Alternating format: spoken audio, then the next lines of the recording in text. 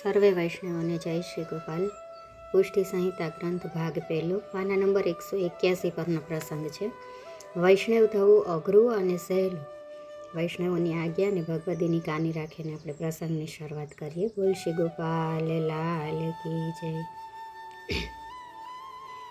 પાંચા બાબાએ ઠાકોરજીને જગાડીને મંગળ ભોગ ધર્યો હતો. ધનબાઈ વગેરે સેવામાં ભીતર નાયા હતા. સામગ્રી સર્વે સિદ્ધ થતી હતી અને પછી પાંચા બાબાએ મંગળ ભોગ સરાવીને મંગળા સમયના દર્શન કરાવ્યા. ધનબાઈએ આરતી તૈયાર કીધી અને મંગળાની આરતી પાંચા બાબાએ કીધી. અમો સર્વોએ મંગળા સમયના દર્શન કીધા. મંગળા સમયના કવચ તથા કીર્તન બોલ્યા. પછી પાંચા બાબાએ કહ્યું કે સર્વો અપરશમાં રહેજો, હું તમને ભીતરમાં બોલાવું છું. બાબાએ ઠાકોરજીને સ્નાનની તૈયારી કરીને સર્વને ભીતરમાં બોલાવ્યા અને શ્રી ગોપીન્દ્રજીના પાદુકાજીને સર્વએ કેસરી સ્નાન કરાવ્યા. પછી બાબાએ શ્રી ગોપીન્દ્રજીના હસ્તાક્ષરના દર્શન કરાવ્યા. હસ્તાક્ષર તથા પાદુકાજીના ચરણ સ્પર્શ સર્વને કરાવ્યા. સર્વના આનંદનો અતિરેક થઈ ગયો. પછી સર્વ ભીતરમાંથી બહાર આવીને બેઠા. મંગળ ભોગનો પ્રસાદ ધનબાઈએ સર્વને લેવરાવ્યો. પાંચા બાબા શ્રી ઠાકોરજીને શિંગાર કરવા બેઠા. આજે ભારે શિંગારનો સાજ બાબાએ ધનબાઈ પાસે મંગાવ્યો હતો. માણેકચંદ ભીમજી સર્વે આવી ગયા હતા. અંદરજી ધનજી ફૂલના ટોપલા લઈને આવ્યા. આંબા સુંદર સુંદર લાવ્યા. બંધનવાર સર્વો તૈયાર કરવા લાગ્યા. ફૂલ મંડલીના ફૂલ ગૂંથવા સૌ બેસી ગયા. ફૂલની માળા સુંદર માણેકબાઈએ તૈયાર કીધી. પછી મંદિરના દ્વારે બંધનવાર બાંધ્યા. સર્વોને આજે આનંદ ઉત્સાહ સમાતો નથી. ભીમજીની વહુ રૂપારી બાઈ તો ફૂલી સમાતી નથી. સર્વોએ શિંગારના દર્શનની રાહ જોતા ભગવદ સ્મરણ કરી રહ્યા છે. ત્યારે માણેકચંદે જીવનદાસને કહ્યું કે જીવનદાસ, તમારી વાણીનો કંઈક અનુભવ કરાવો તો સારું. ડોસાભાઈની વાણીનો મર્મ જાણવો રહ્યો છે તો કૃપા કરીને કહો. જીવનદાસ જવાબ આપતા કહે છે કે માણેકચંદ, વૈષ્ણવ પદ ગ્રહણ કરવું દોયલું છે અને સોયલું પણ છે. એટલે કે અઘરું છે અને સહેલું છે. દોયલું શા માટે? તો કે જેમાં બધા લોક વ્યવહારની આસક્તિનો ત્યાગ કરવાનો રહે. લોક કુટુંબનું છાજલું હળવું કરી નાખીને તેની હોડમાંથી બહાર ખસી જવું, તેથી દોયલું છે. અને સોયલું એટલે કે બધો લોક વ્યવહાર હું અને મારું આ બધું માનેલું ઠાકોરજીને શરણે ધરી દઈને રહેવું. પછી ઠાકોરજી આ બધાના રખેવાળ થાય. એટલે પછી જીવને કશી બીજી વાતની ચિંતા રહેતી નથી. એટલે સોયલું થયું ગણાય, એટલે કે સરળ થયું ગણાય. પછી તો તેની ફિકર પ્રભુ કરે. જીવે તો તેની આજ્ઞા અનુસાર સેવા સ્મરણ ને તાદર્શી ભગવતીના સંગનો જ વ્યવહાર અને ભરભાર રાખવાનો રહે. જીવનું જીવન સાવ હળવું ફૂલ જેવું સુગંધમય બની જાય. પછી બધું અલૌકિક જ જાણ્યામાં આવે. તે વૈષ્ણવ પદ ગ્રહણ થયું કહેવાય. માણેકચંદ કહે છે કે જીવનદાસ, અમારે તો પાંચા બાબા ને ડોસાભાઈ તથા ધનબાઈના સંગમાં અને તેના ભાવના ભરમાં સદા રહેવાનું ઠર્યું છે. પાંચા બાબા તો કલ્પવૃક્ષ સમાન છે. તમે બધા તેના મીઠા મધુરા ફળરૂપ છો. કલ્પવૃક્ષની છાયામાં બેસીને તેના મીઠા ફળનો રસાસ્વાદ માણવાનો રહ્યો.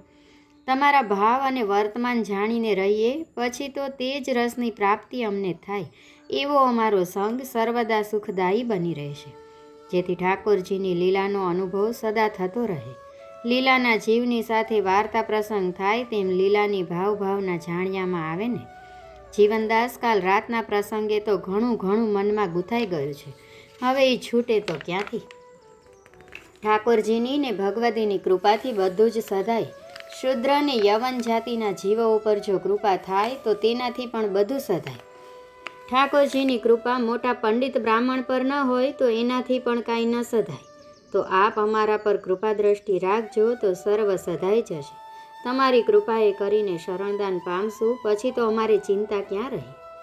જીવનદાસે કહ્યું કે હા માણેકચંદ, તું પૂરવ લીલાનો સંબંધી જીવ છો. એથી તને આ માર્ગના વાત પ્રસંગ હૈયે બેસે છે. બીજાને તો આ માર્ગના વાત પ્રસંગ સમજવા દોયલા છે, દોયલા. આ કાંઈ વેદ માર્ગ કે જ્ઞાન માર્ગ કે કર્મકાંડની મિથ્યા વાતોનો માર્ગ નથી. આ તો સાક્ષાત પૂર્ણાનંદ પરિપૂર્ણ પુષ્ટિ પુરુષોત્તમની રસાત્મિક રસ લીલાનો માર્ગ છે. તે સાધારણ જીવને પચવો અતિ કઠણ છે. એ તો કોઈ તાદર્શી ભગવતીનો સંગ થાય તેનું કારણ ઉપજે અને વિશ્વાસ પાકો રાખે તો સમજણ પડે, નહીં તો ઠાલા કુસકા ખાંડવા જેવું થાય. સમજ્યો માણેકચંદ? તને વૈષ્ણવ પદ મળ્યા પછીનું તારું સઘળું જીવન વૃત્તાંત બદલાઈ જશે. દીપમાં દિવેલ પૂરાય પછી તેને પ્રગટાવીએ એટલે ચારે તરફ પ્રકાશ પ્રકાશ થઈ જાય. જેમ ભીમદાસે પુષ્ટિ પ્રકાશ લખીને આ માર્ગમાં ને ગોપાલજીની સૃષ્ટિના સેવકને પ્રકાશ કરી દીધો તેવું છે. માણેકચંદ બોલ્યો, જીવનદાસ, તમારો વાત પ્રસંગ તો ઘણો રૂડો છે. પૂરવની લીલાના સંબંધવાળો જીવ હતો તો તમારા બધાના મેળાપ થયા અને પાંચા બાબાની મહિંદ કૃપા પ્રાપ્ત કરવાનો સુઅવસર મળ્યો છે. લીલાના સંબંધી ઠર્યા તે તો નિશ્ચય થયું, પણ જ્યારે પાંચા બાબાની કૃપાએ કરીને અમારા લીલાના પૂરવ સ્વરૂપનું જ્ઞાન થાય પછી તો મનના સઘળા મનોરથ પૂરણ થયા જાણશું. તમ ભગવતીના મીઠા વચન કાલે રાતે સાંભળ્યા. શ્રી ગોપેન્દ્રજીના વચનામૃતના પ્રસંગો પણ સાંભળ્યા. વિનોદરાયના કારણિક સ્વરૂપના દોહરા સાખી સાંભળીને ઘણું જ કારણનું બળ મનમાં ઉપજ્યું છે કે આ માર્ગમાં ભગવતીના કારણ સિવાય સાચો નિસ્તાર કરવો દુર્લભ છે. શ્રીમુખથી પણ તાદર્શી ભગવતીની સરાહના કીધી કે આ માર્ગનું હાર્દ તાદર્શી ભગવતીના સંગમાં જ પામી શકાય. માર્ગનો સિદ્ધાંત જેને હૃદયારૂઢ થયો તે તો નિહાલ થઈ જાય. મૂર્ખતા દોષ પછી તો તેનામાં રહે જ નહીં. વ્રજ ભક્તના પૂરવના સંબંધ અને તેના વર્તમાન જાણીને તો હરદો હાથ રીએ નહીં.